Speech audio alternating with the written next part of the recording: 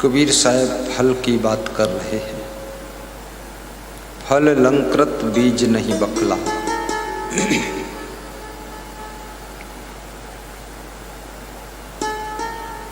अलंकारिक फल है, शोभायमान फल है, बहुत सुंदर फल है, सजा धजा फल है। और उस फल में विशेषता यह है कि बीज भी नहीं है और छिलका भी नहीं। जगत में जितने फल होते हैं, कुछ ऐसे फल हैं जिनमें छिलका नहीं होता है, बीज नहीं होता है, लेकिन प्रायः बीज और छिलका मिलता है। परंतु राम रूपी फल ऐसा सुंदर फल है, विलक्षण फल है, जिसमें ना तो बीज है और ना तो छिलका है। अर्थात दुख रूपी बीज नहीं है और द्वंद रूपी छिलका नहीं। राम रूपी फल का अर्थ है भक्ति। भक्ति की राह में दुख द्वंद समाप्त हो जाते हैं। संसार का दुखी प्राणी जगत की ज्वाला में जलता हुआ मन, संसार की व्यथाओं से व्यथित चित्त, प्राणी पदार्थों की पीड़ा से परेशान मन भक्ति के पथ पर शांति की अनुभूति करता है। बड़े बड़े राजा महाराजा, धनवान निर्धन, गरीब अमीर, अधिकारी कर्मचारी, व्यभिचारी ब्रह्मचारी, कोई भी हो, परंतु मन की पीड़ा को कम करने की चाबी केवल भक्ति है। जब जब जीव दुखी होता है, तब तब उसका मन सोचने लग जाता है, कहाँ जाऊं, किसके पास जाऊं, क्या करूं। कभी कभी मनुष्य पूर्णागिरी माता के दर्शन के लिए चला जाता है, कभी कभी वैष्णो देवी के दर्शन के लिए जाता है, कभी पशुपतिनाथ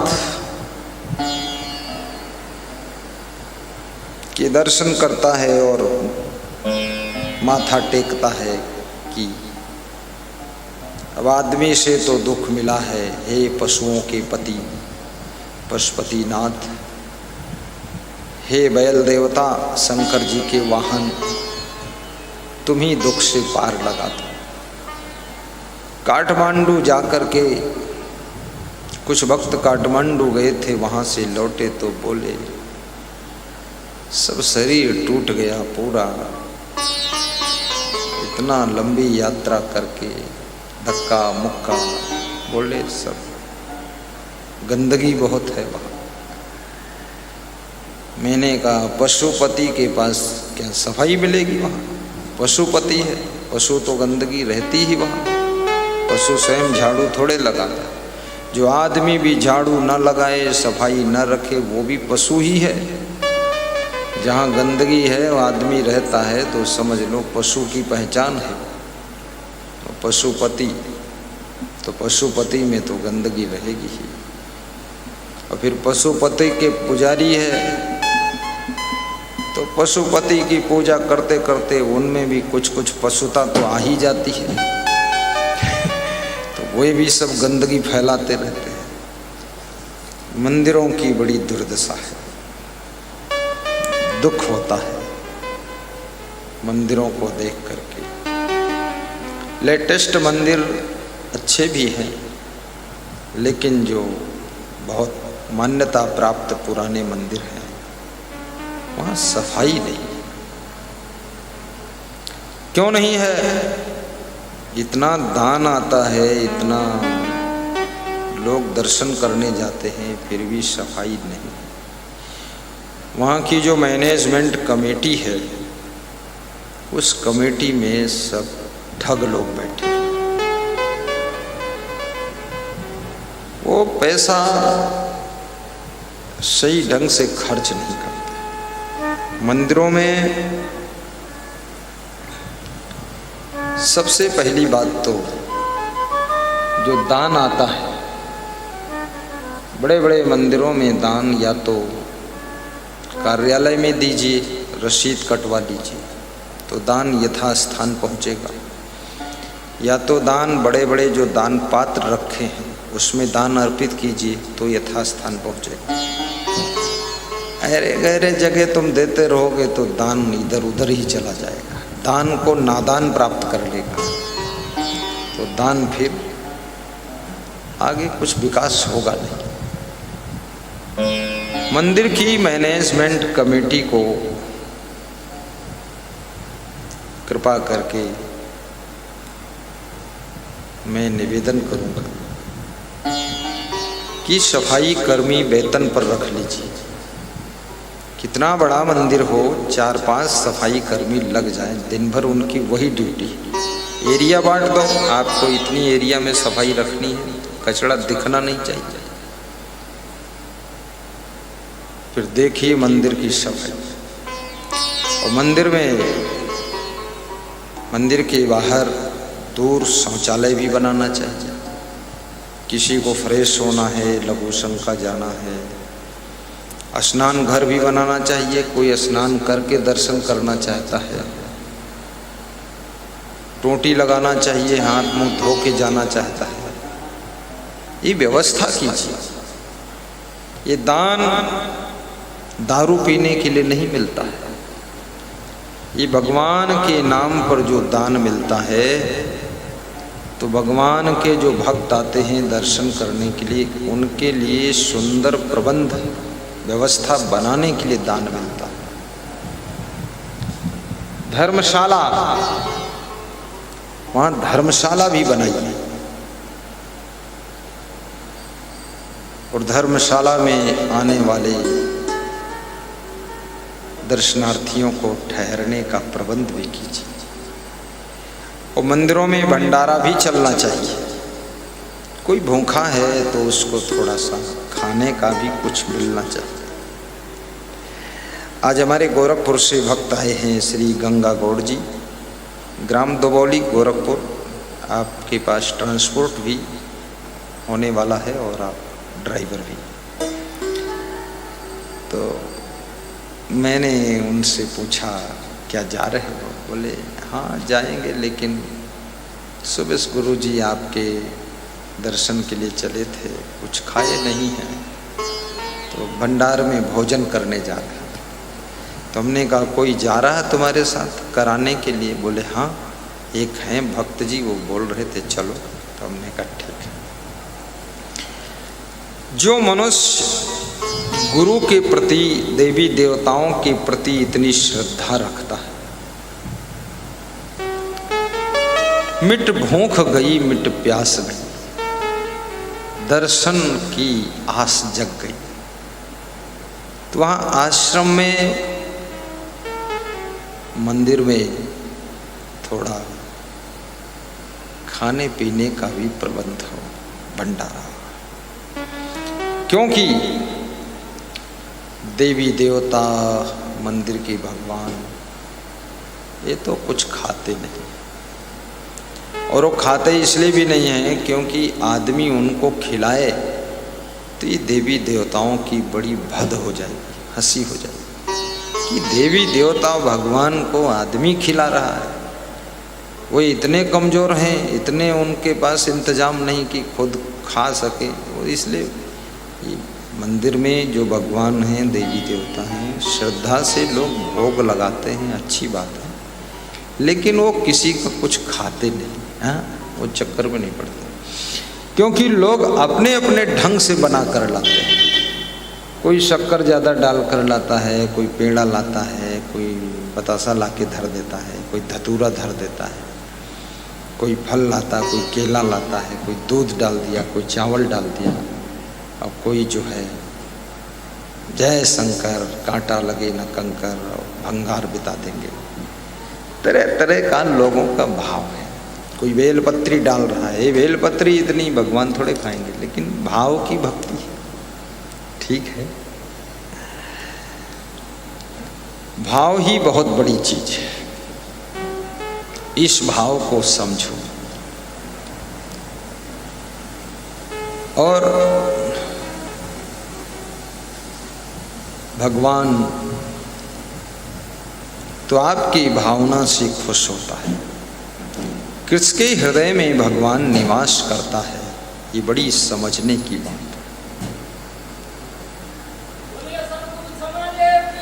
जय जय साहिब, जय जय जय जय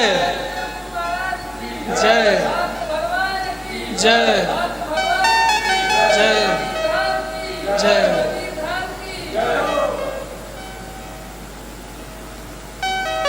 जिनके श्रवण समुद्र समान,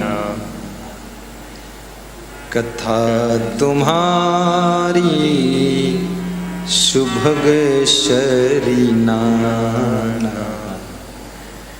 जिनके श्रवण समुद्र समान।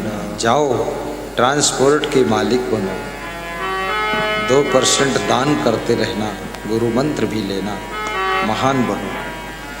श्री ओम प्रकाश चौधरी साहब, चौहान, चौधरी की चौहान, गुलरिया शुगर मिल के जनरल मैनेजर पधार चुके हैं। व्यास गादी आशीर्वाद दे रही है। जिनके श्रवण समुद्र समाना, कथा तुम्हारी सुभग शरीनाना। श्री गंगा गौड़ गोरखपुर वाले 1000 की राशि गुरु सेवा में समर्पित किया। धन्यवाद।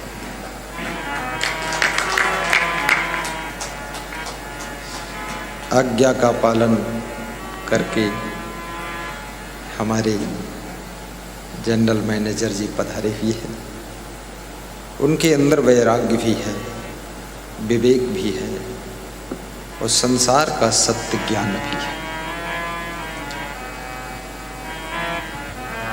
कर्तव्य के नाते सब करते हैं, बाकी ऐसे रहते हैं जैसे जल में कमल रहता है। मन प्राणी पदार्थों के आकर्षण से विलग है, शरीर काम कर रहा है मशीन की तरह। धन्य हो श्री ओम प्रकाश जी।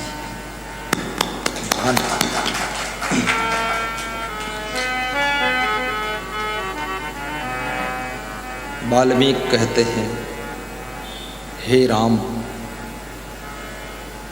जिनके श्रवण समुद्र के समान। समुद्र का उदाहरण क्यों दिया गया?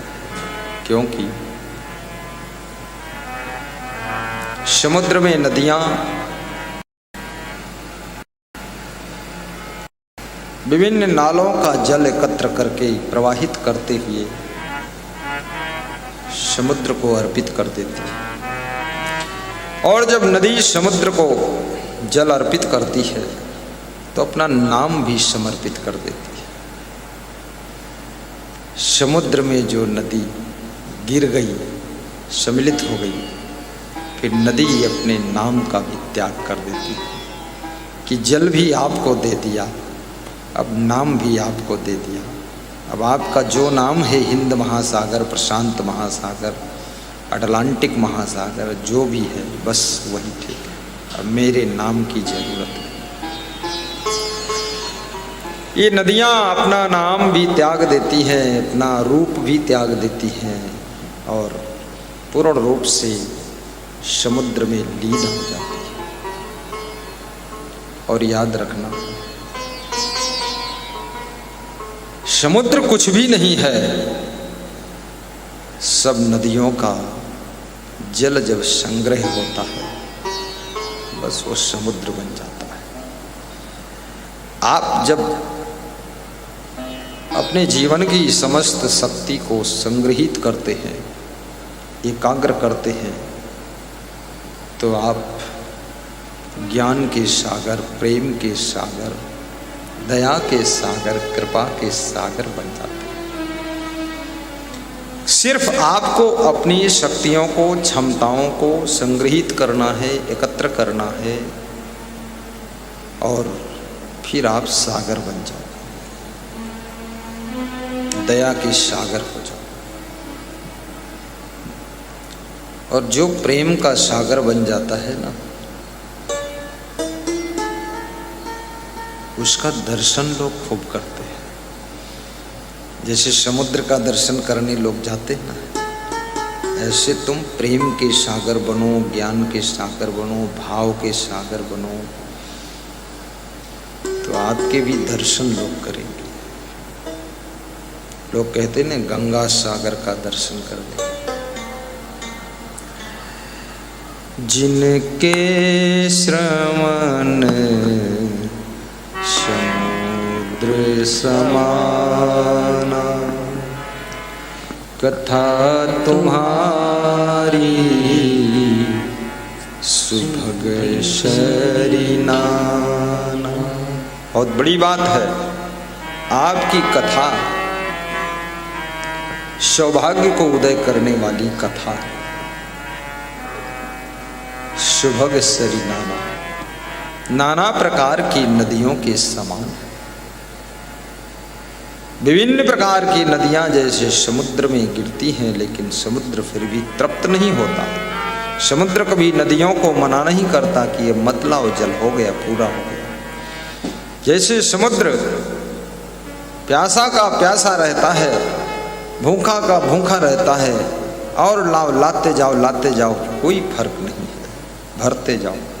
ऐसे जिनके कान सौभाग्य को उदय करने वाली आपकी कथा को सुनते सुनते तृप्त ना हो, कथा रूपी सरिता समुद्र रूपी कानों को कभी तृप्त न कर सके, बस उनके हृदय में जाकर हे राम तुम निवास कर।